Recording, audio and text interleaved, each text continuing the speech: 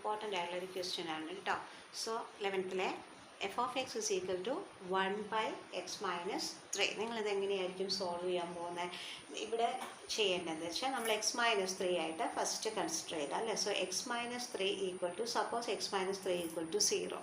ഇനി നോക്കിയേ, അങ്ങനെയാണെങ്കിൽ എക്സ് ഇസ് ഈക്വൽ ടു എന്ത് വരും? 0. ഇതിപ്പറേക്ക് പോകുമ്പോൾ എന്തായി? +3 ആയി അല്ലേ. So x is equal to 3 കിട്ടി. ഇനി നമുക്ക് ഈ പാർട്ട് ഒന്ന് എടുത്ത് നോക്കിയേ. (x-3) എന്നാണ് നമ്മൾ കൊടുത്തത്.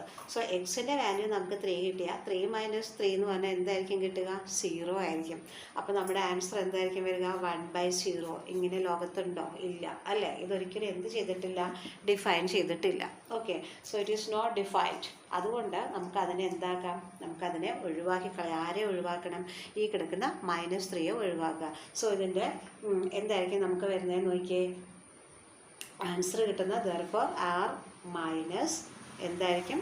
3 ആയിരിക്കും. സെറ്റിനകത്ത് 3. ഇതായിരിക്കും ഇതിൻ്റെ ആൻസർ വരിക കേട്ടോ. സോ 1/(x-3) എന്ന് പറഞ്ഞാൽ ആൻസർ എന്തായിരിക്കും വരിക? r minus set 3. ഇങ്ങനെ നമ്മൾ ആൻസർ എഴുതി വെച്ചാൽ മതി, റൈറ്റ്. അല്ലെങ്കിൽ ഇനി ഇതുപോലത്തെ തന്നെ ഒരു എക്സാമ്പിളും കൂടെ ഞാൻ പറയാം കേട്ടോ. അപ്പോൾ കുറച്ചുകൂടി ഇതാവും. നോക്കിയേ, എഫ് ഓഫ് എക്സ് സെക്കൻഡാണ് കേട്ടോ. F of x is equal to എന്താണ്? 1/(x-1) എന്നാണ് നമ്മളിവിടെ കൊടുത്തിട്ടുള്ളത്.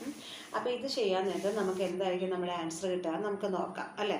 ഇവിടെ ഇപ്പോൾ ഇതുപോലെ തന്നെ എടുക്കുകയാണ്. (x-1) is equal to 0. Then x is equal to what will come? 0 + 1. So x is equal to 1 കിട്ടി. നമുക്കിവിടെ എക്സിൻ്റെ വാല്യൂ എന്താ കിട്ടിയത്? 1 കിട്ടി. ഇവിടെ നോക്കിയേ, (x-1) എന്നാണ്.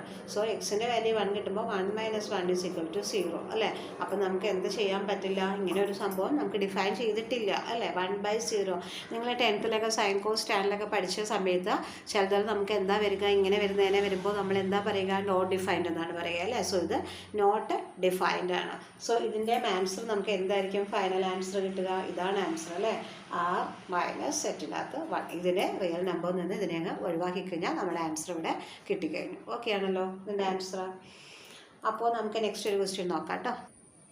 ഈ ക്വസ്റ്റ്യൻ നോക്കിയാൽ f of x is equal to √(x-2) എന്നാണ്. ഇതിൽ എന്താണ്? റൂട്ടിനകത്ത് ഒരിക്കലും എന്ത് വരാൻ പാടില്ല? നെഗറ്റീവ്സ് വരാൻ പാടില്ല. അപ്പോൾ നമുക്കിവിടെ എങ്ങനെ എടുക്കാം? റൂട്ടിനകത്ത് വരേണ്ടത് എന്തായിരിക്കും അല്ലേ? >= 0 ആയിരിക്കണം റൂട്ടിനകത്ത് വരേണ്ടത്. ഒരിക്കലും നെഗറ്റീവ് റൂട്ടിൽ വരാനായിട്ട് സാധിക്കില്ല. അപ്പോൾ നമുക്കിതിനെ എങ്ങനെ എഴുതാൻ സാധിക്കുമെന്ന് നോക്കിയേ. (x-2) > 0 നമുക്ക് എഴുതാമല്ലോ. അങ്ങനെയാണെങ്കിൽ ഈ എക്സിനൊന്ന് നമ്മൾ ഇങ്ങോട്ടേക്ക് ട്രാൻസ്ഫർ ചെയ്ത് കഴിഞ്ഞാൽ നമുക്ക് എന്തായിരിക്കും കിട്ടുക? ഈ എക്സിനെ നമുക്കൊന്ന് ഇത് അതിനെ ട്രാൻസ്ഫർ ചെയ്യേണ്ട കേട്ടോ. അതായത് (x-2) > 0 ആയിരിക്കണം എപ്പോഴും അല്ലേ. 0-നേക്കാളും ഗ്രേറ്റർ ആയിട്ടായിരിക്കും വരേണ്ട. > 0 ആയിരിക്കണം എന്നാണ് നമ്മൾ പഠിച്ചത്. അപ്പോൾ അതുകൊണ്ട് നമുക്ക് എന്ത് ചെയ്യാം? ഈ 2-നെ നമുക്ക് ഇപ്പുറേക്ക് കൊണ്ടുവന്ന് നോക്കാം. അപ്പോൾ നമുക്ക് എന്തായിരിക്കും കിട്ടുന്ന? x >